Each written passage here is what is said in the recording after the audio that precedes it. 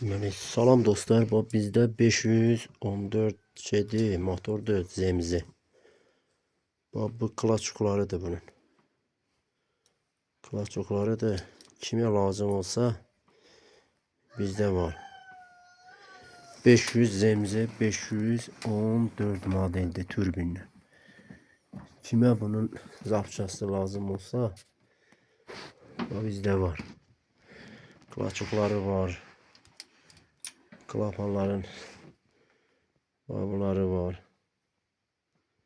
Mesela Uaz özü de üstünde.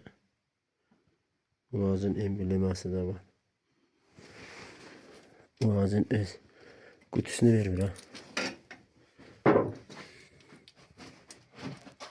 514 modeldi.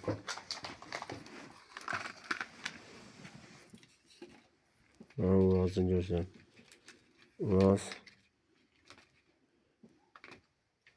embleması da var üstünde. Şimdi istese var, bizde var.